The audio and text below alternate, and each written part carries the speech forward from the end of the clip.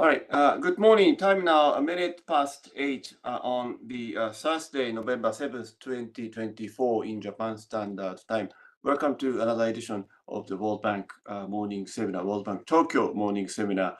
My name is Koichi Omori. I am Senior External Affairs Officer of the World Bank based in Tokyo. We organize these online morning seminars to introduce the latest edition of the World Bank's report presented by the authors of such report. Every year, spring and fall, respective regional chief economists offices of the World Bank issue the regional economic update with the economic outlook of respective regions with the depth analysis of the key topics of the regions. And then we try to capture all of those regional economic update in our morning seminar series. This morning, we are going to feature the Latin America and the Caribbean region.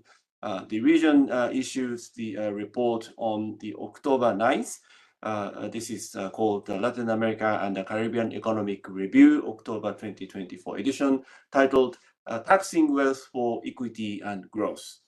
We are going to listen to William Maloney, Chief Economist for the region, for the next probably 35-40 minutes or so. And after his presentation, I'll read the question that we received from the audience in advance. But if you do not have opportunities to send your questions in advance, please do so using the online form posted on the announcement page of this seminar, or you can simply send your questions to me by email, or you can post your question on the chat section of the YouTube screen. So I'll read your question on your behalf, asking Bill to make the comment and responses. So with that introduction, I would like to formally ask and invite the Bill to come in to kick off the presentation. Bill, over to you. Thank you. Well, thank you, Koichi-san, and good morning to all of you in Tokyo. As is always the case, our LACER, Latin American and Caribbean Economic Review, is divided into two parts. The first is a review of where the region stands in basic macro variables and the like. And then we have a second chapter which deals with a special topic of relevance. And this time, partly because Brazil is heading the G20 and making wealth taxes a major issue, we focused on that particular topic. It's also very relevant just because our region has no fiscal space. We have continuing debt problems, and we need a lot of investments. So beginning chapter 1, the bottom line is we are turning the corner, I think the way most countries and regions are on the legacy of COVID. We've got falling inflation. Our region has been one of the best in fighting inflation, somewhat faster growth, but still very weak long-term prospects. Just to look at inflation, you can see that it's coming down across all the major countries. Yellow is the LAC median value, and headline inflation is down, and then annual core inflation which abstracts from energy and food costs, is also coming down, although a bit more slowly. So we've been successful there.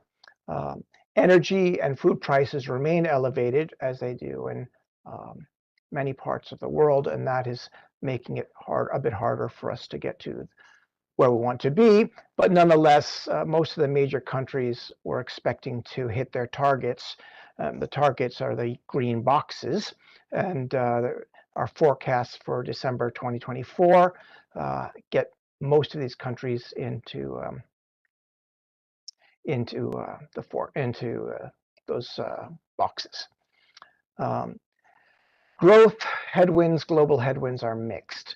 Obviously, we've got falling global interest rates everywhere, and you can see that in the bottom left-hand screen that the federal funds rate in the United States and the real rate on Treasury bills are coming down and are forecasted to come down even further. And G7 growth has picked up a bit, although we're not expecting miracles there. The wild card is, of course, China, which, for reasons that you know well, is having trouble redefining its growth model, and there's a lot of uncertainty around that. And partly for that reason, commodity prices, which are very important to Latin America, are likely to remain soft. And so when we look at Latin America for this year, we're seeing about 1.9% growth, which is lower than last year. But part of that is because Argentina had a very bad year with their adjustments they lost something like 5% of GDP. And so if we took out Argentina, we'd be about 2.6%. Next year, we're expecting 2.6% growth for the region as a whole, with a big increase from Argentina. And that's more or less at world levels. The problem is that we're not the world. We're not the advanced countries, which we expect to grow slower. And these very low rates of growth that we see are very similar to the ones that we saw in the 2010s, in the decade of the 2010s,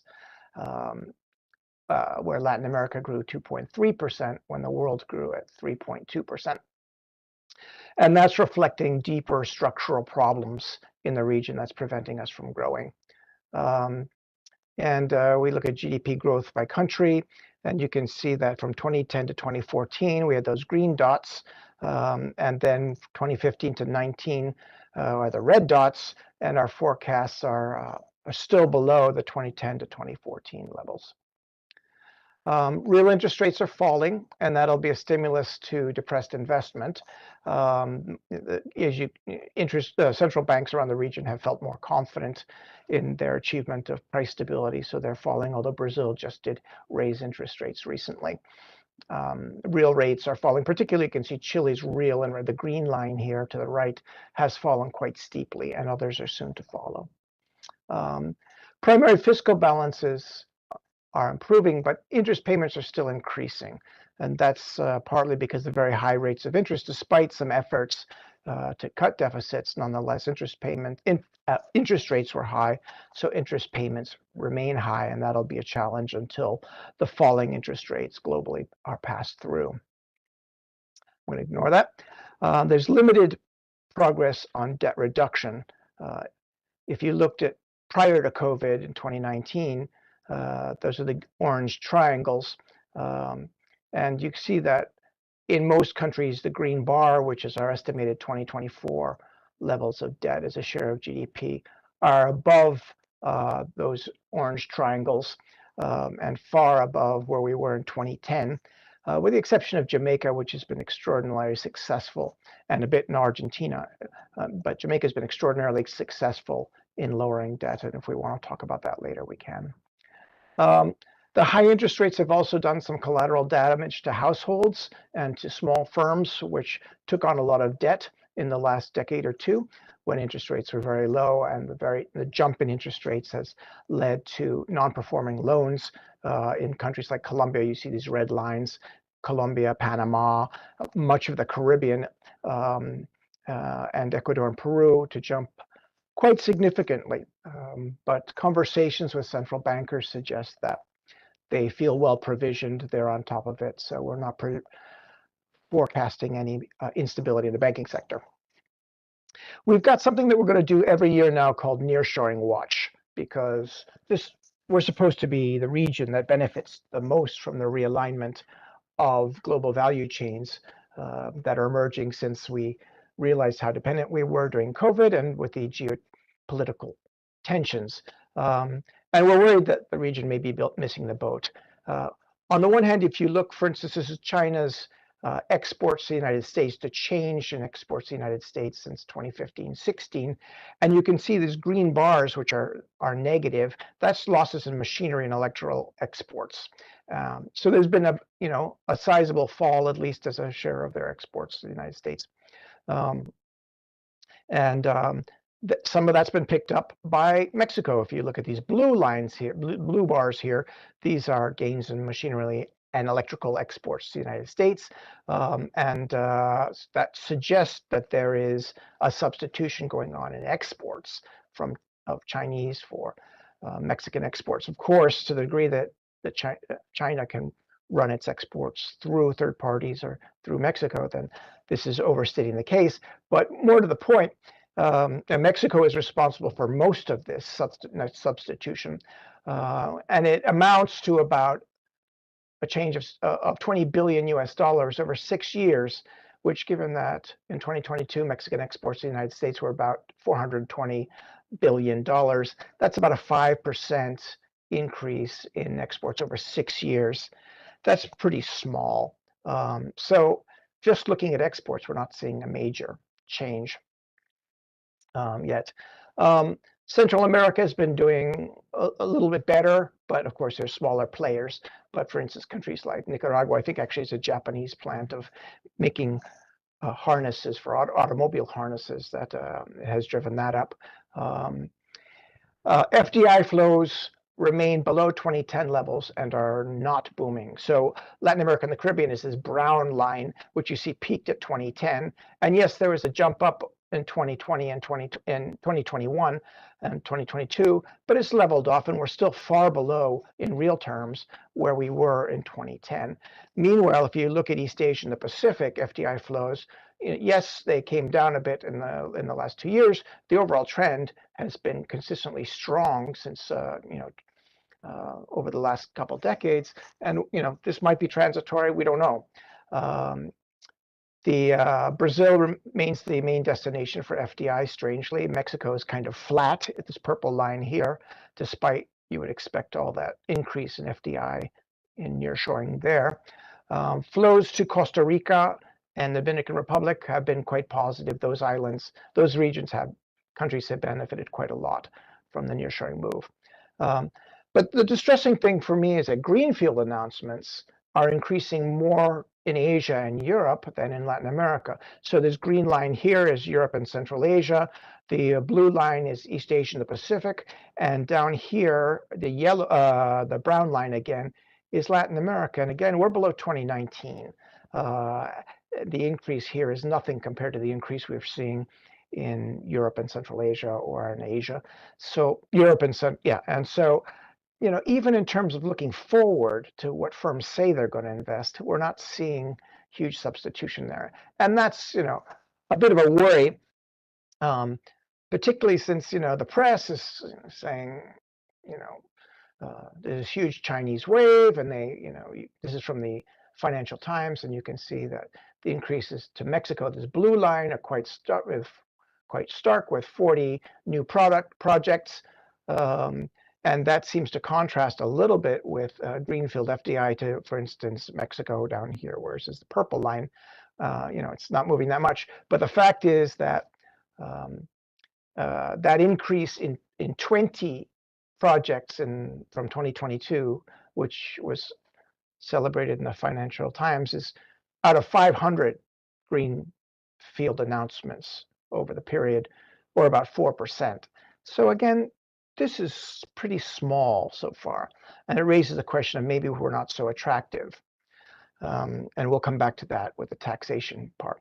Social progress, employment rates, I'll go through this pretty quickly. Employment rates have largely recovered. Challenges persist.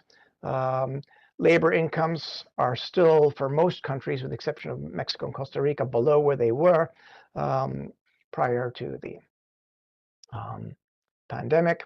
And that's mostly because the labor market adjusted through wages as opposed to quantities. And that's partly the reason that we've recovered employment so fast.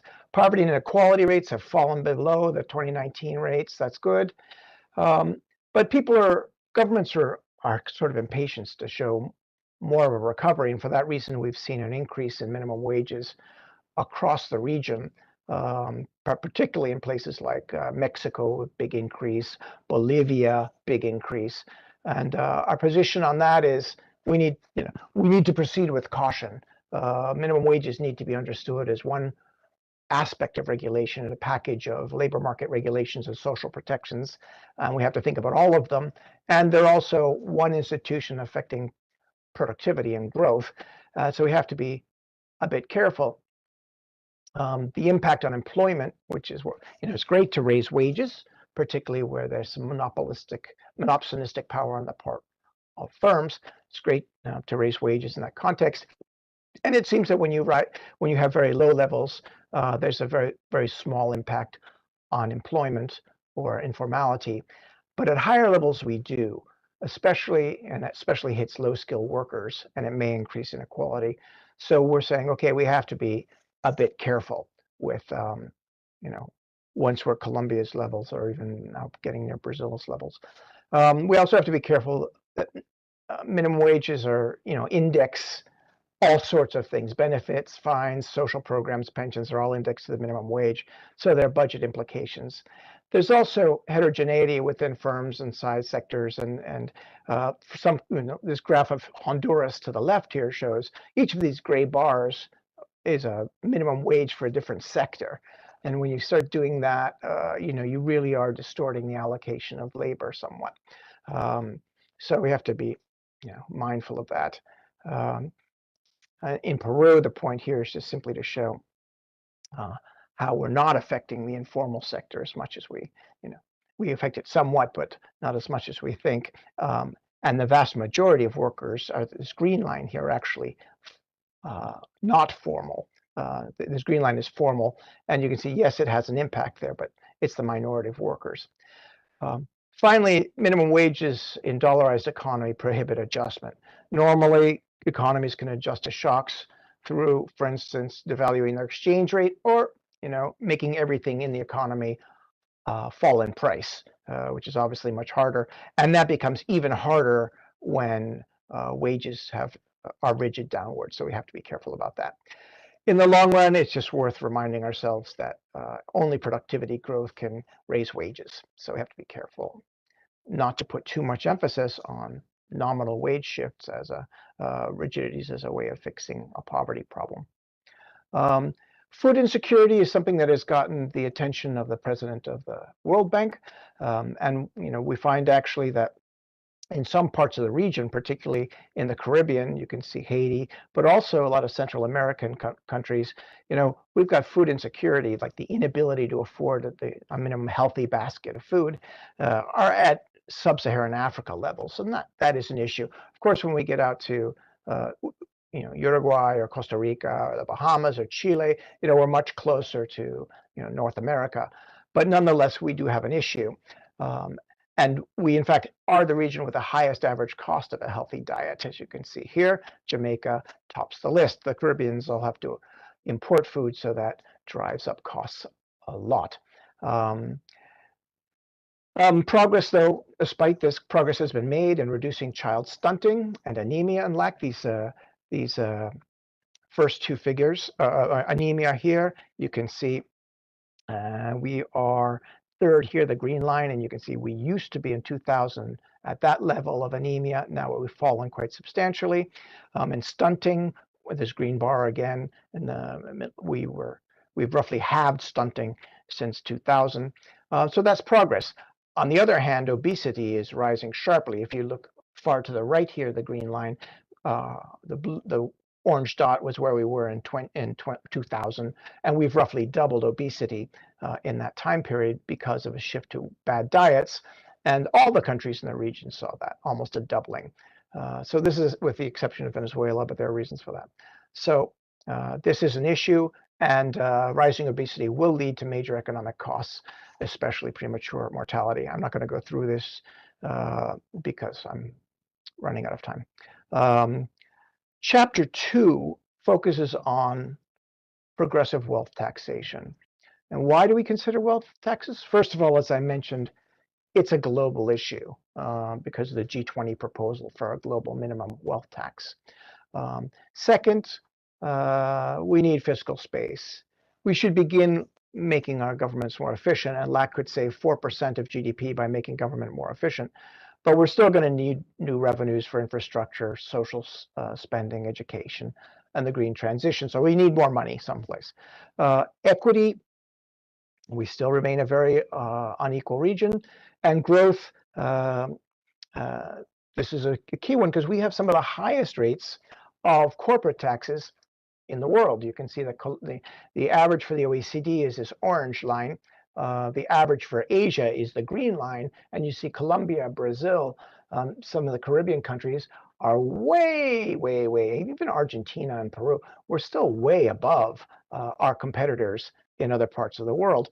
And that's kind of not good if you're a region that's worried about growth, because you're taxing entrepreneurs and taxing investors in physical and assets and innovation. So all those are reasons why we should be concerned about or considering a wealth tax, which would precisely shift the tax away from corporations, but to other, but still taxing wealthy people, but in a way that doesn't tax their productive activities.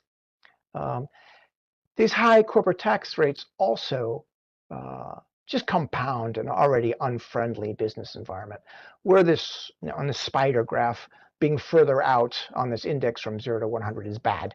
So you can see that in Latin America, in terms of time spent dealing with government regulations, days for operating a license, days for import licenses, cost to comply with import requirements, labor regulations, slow courts, all those things, we're among the worst in the world. And you compare that, for instance, to Europe and Central Asia, which is the orange thing here, which is generally much better, except for the workforce training, which we don't do very well on, or East Asia and the Pacific, which is this little blue thing here, which is, with the exception of cost to comply with import requirements, is quite good on most dimensions. So, we have a difficult business environment, and layering on very high corporate taxes makes us not very attractive as a nearshoring destination. If I had a choice to leave China and go to Vietnam, where labor is cheaper, organized crime is less prevalent, and the business environment, labor is cheaper, but also much more qualified,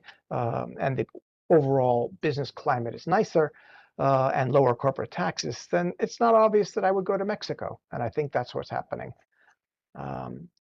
Wealth taxes contribute relatively little to revenues in Latin America. If you look at a percentage of tax revenue, you can see that we're the lowest. With North America, the United States gets somewhere around 12% of its tax revenue from property taxes. Latin America gets about 2%, and Western Europe gets about 4%. A net wealth tax, which is wealth on financial assets, is much lower. But this is just saying that we get very little from wealth taxes. The question is, what kind of wealth should be the focus?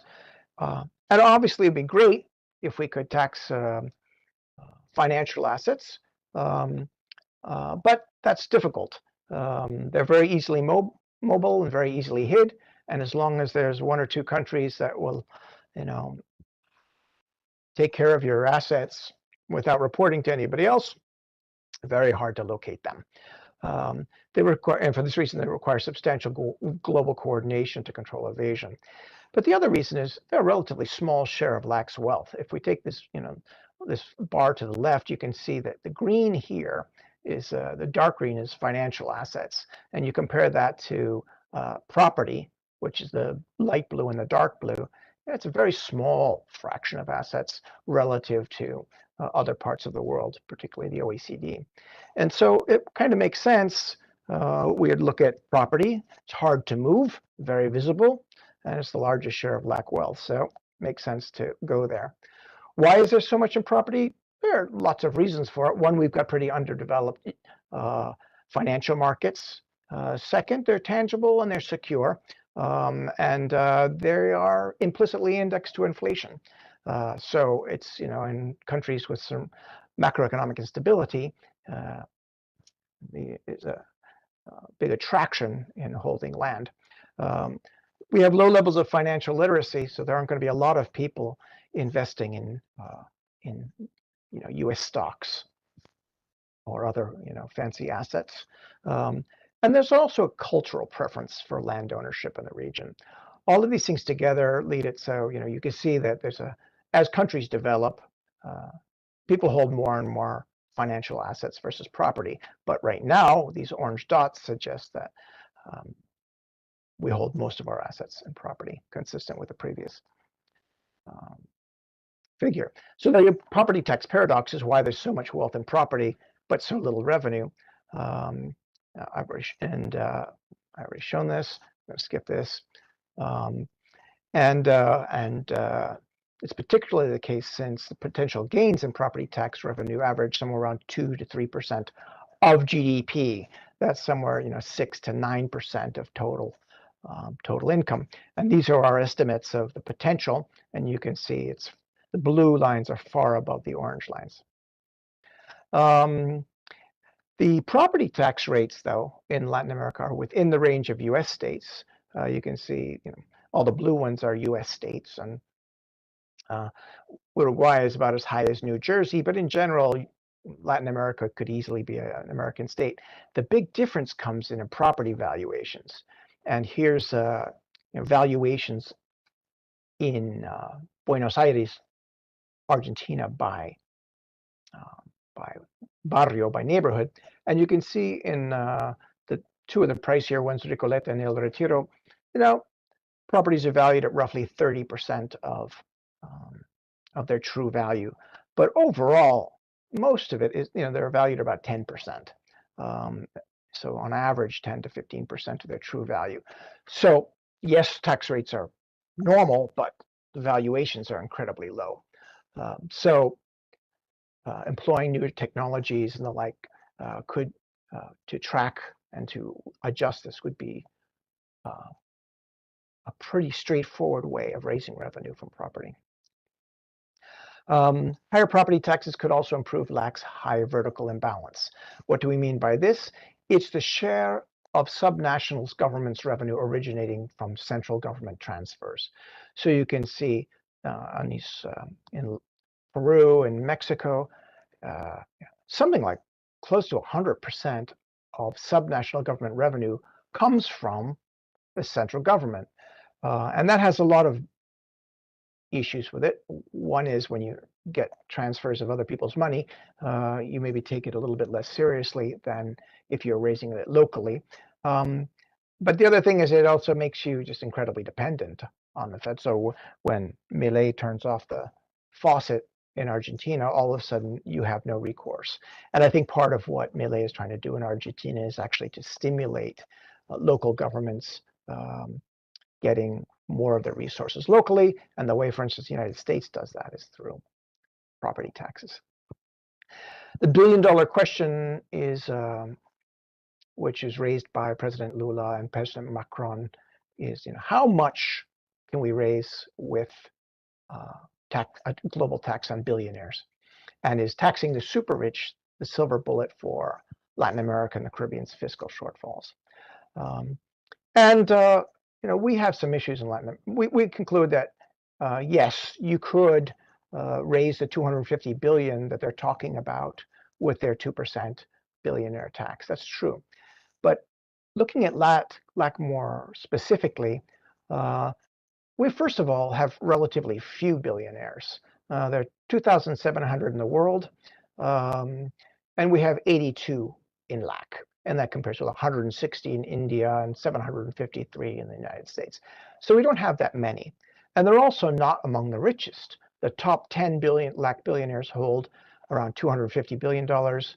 And that's just a little bit more than Elon Musk has.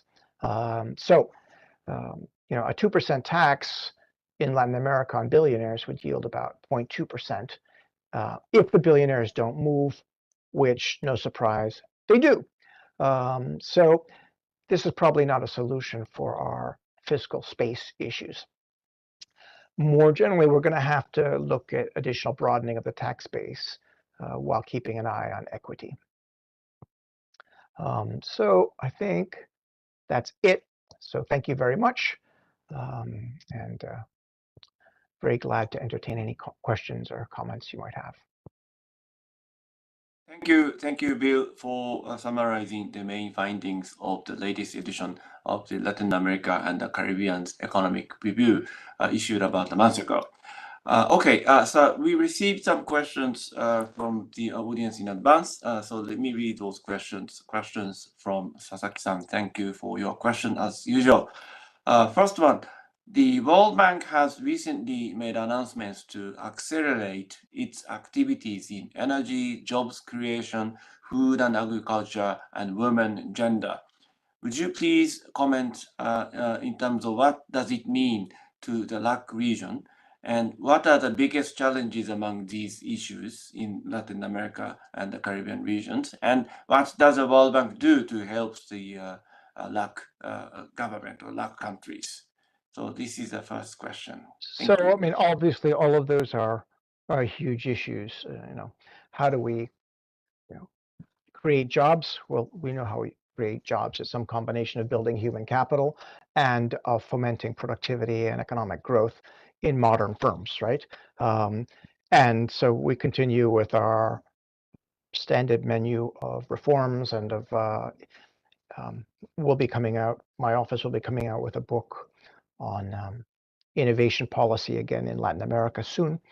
On the green transition, I think that was in there. We're working, for instance, with Chile and less with Peru on green hydrogen, and there are with Ecuador on decarbonization of several industries. So our lending is increasingly targeted towards issues of both mitigating climate emissions, CO2 emissions, but also preparing the region for climate change. Gender is a tricky issue because we don't fully understand, for instance, why labor participation rates are lower than men. And that's clearly a drag on productivity growth because the more people you can get in the workforce, without discrimination, the higher your productivity is, and that's been shown in the United States, and I think that dividend exists in Latin America. It's a mix of things. For one thing that comes to mind, which we don't talk enough about, is often in many countries, half-time contracts, half-day labor contracts are not legal. But that means that if you're a woman who wants to have a child, that means it's all or nothing in the formal sector labor market, because either you can work a full day or you drop out. And this is why across the region we see that when women get married and then women have children, they move from being disproportionately formal to being disproportionately informal. And it's just to get that extra flexibility and to be able to balance home and income responsibilities. So, we have various, and there's also, of course, a whole agenda on gender-based violence, which is very active, and in various different dimensions at the bank.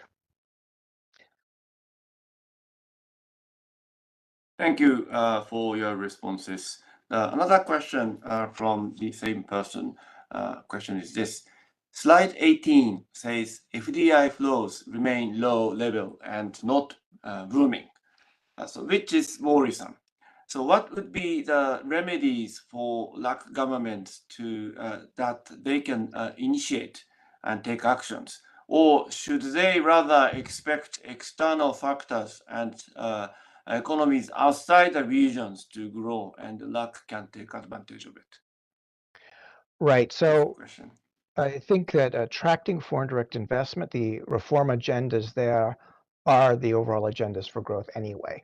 So we remain a region that underachieves in education.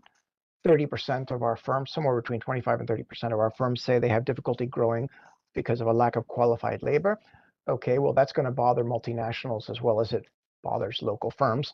And our PISA scores are well below those of even Vietnam at this point. Our infrastructure, we invest somewhere around 3.5% of GDP when Asia invests about 7%. That means our roads and ports are much weaker than many other places. We have a problem with crime and violence. There's an increase in violence in the region that is very important and needs to be a topic of discussion among the advanced countries, since the cartels that are involved there are global, and these problems can't be solved locally. But clearly, particularly firms in Mexico are spending much more on security than they are elsewhere in the world. It's also hard to get products across borders still. That can be, all these things require reforms, long-term reforms, which are not going to happen in the next 5 to 10 years. They're long. So in the short run, I think what could happen is kind of doing what the Chinese do, which is have Sherpas, which which you attract people, but then you also help them to solve these problems that are posed by these barriers. And I think that could help a lot. I think we should, and for the reason I'm saying, I mean, yes, we could just get demand from the rest of the world for our natural resources, but I don't think we're learning a lot. And what we've learned from both Japan in the Meiji period and Asia, the Asian miracles more general, is you need to get to the frontier technologically. And that's not generally done just by exporting commodities. So we'd like to get more near the frontier, and one way of doing that is attracting some of these companies in the nearshoring movement and then leveraging them to learn. Thank you very much. Just received a question from Professor Naoyuki Yoshino of Keio University. So let me read his question and comment. 3 points, actually. First one, property tax is already implemented in Japan. To increase the property tax rate, the global pressure is needed. What would be the best way to pressure countries to increase property tax rate? This is the first one. Second one, if property tax is implemented, will many people shift their real asset to financial, many people will shift their real asset to financial asset. This is his comment question. And the third one, Japan introduced the inheritance tax on land ownership. Will inheritance tax be needed? So this is his third point. So any responses, comments, Bill, please. Thank you. So I guess, I don't know about pressure. I mean, all these governments are feeling the need for resources anyway. And I guess what we're suggesting is, okay, we know you need resources. We have a whole initiative here to improve government functioning and increase efficiency, but you need more resources. Let's get those resources not from taxing corporations as much and shift it more to property, which is also rich people, but less of a tax on the productive sector. And we're just hoping that logic, now there's a reason obviously that the tax structure looks the way it does, but what we're hoping to do is provide some evidence that no, it should shift. So about the shift, yes, we have a report coming out fairly soon on taxation in developing countries, and that focuses a lot on behavioral responses of actors, right? So yes, if you put a tax on property, people will find a way to move somewhere else. And so we actually cannot simply abandon the global effort to monitor and track financial flows. That's also, by the way, critical for following money laundering and just illicit flows of resources. We need to do that.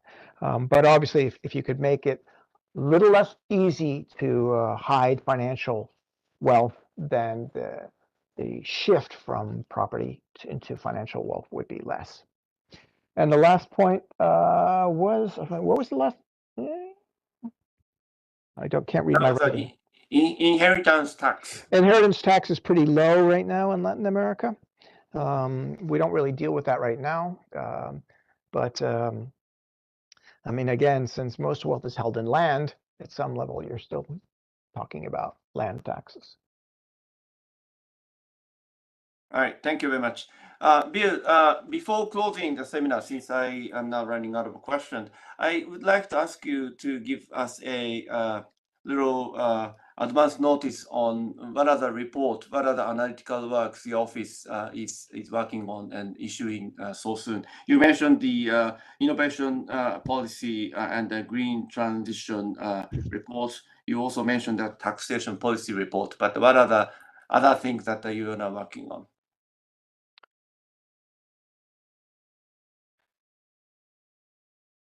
Yeah, okay. So, right. So we have a report, just to go through it. We have a report called tentatively Latin America in a Greening World. We'll probably come up with a better title, which is meant to ask what the region needs to do to take advantage of the move towards a greener economy, towards a green transition. Then we have this report on taxation, which I just told you about, which looks at 4 different taxes and looks at the behavioral responses associated with them. For instance, with the income tax, you do find you tax entrepreneurs more and they innovate less. They, are less entrepreneurial. They work less. So there are these behavioral responses, and that's one of the focus of that report. The innovation one is tentatively called Reclaiming the Lost Century of Growth and Building Learning Economies in Latin America. And the idea is basically that our low growth in the at present is not a result of the pandemic, nor of the lost decade of the 90s. It's actually, we lost the whole century. And it came from not having the capabilities necessary to assimilate the technologies emerging from the second industrial revolution. And so it discusses all the different things that we need, the ways in which technology is transmitted to firms in Latin America, in incumbent firms, the barriers to starting a firm that would arbitrage this technological gap between Latin America and the rest of the world, and then what's wrong with the institutions that are supposed to be supporting it, for instance, universities and public research institutes. So I think that's going to be a good report. And those of you who have heard me talk before will recognize some of the themes because it has a lot, it draws a lot on some of the thoughts from the World Bank Productivity Project. And then there's a new initiative, which, given that I've mentioned a couple times the importance of improving the quality of governance. I mean, that's important both to save money, but because before COVID, we were having riots in the streets from people being dissatisfied with the government services and with their lives more generally.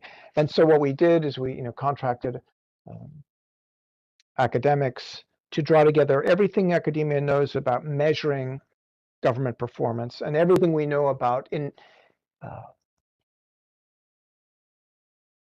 policies to improve government performance. And so now that's in a book which is online called the Government Analytics Handbook for all the nerds in the audience. It's a very nice product. What we're now working on is creating government analytics ecosystems in Latin America. And the idea here is that with the information systems that the region already has, we've been pretty good at installing them, we can use that information much better to monitor government functioning and to run experiments that would improve quality. Finally, there are a couple reports coming out on the regulatory framework in the region and how that leads to low growth and how that leads to more informality. So that'll be out fairly soon. I don't think next year we'll have another one on informality, but right now this is where we are. Great, thank you very much. We would definitely like to feature those reports in our morning seminar programs once these reports are released. Okay, thank you very much, Bill, for giving us a summary and the findings of the latest edition of the Latin America and the Caribbean Economic Review today. Our future speaker, William Maloney, the Chief Economist for Latin America and the Caribbean region of the World Bank. Thank you very much, Bill, being with us. Thank you. ありがとうございます。ありがとうございました。Thank you very much. All right.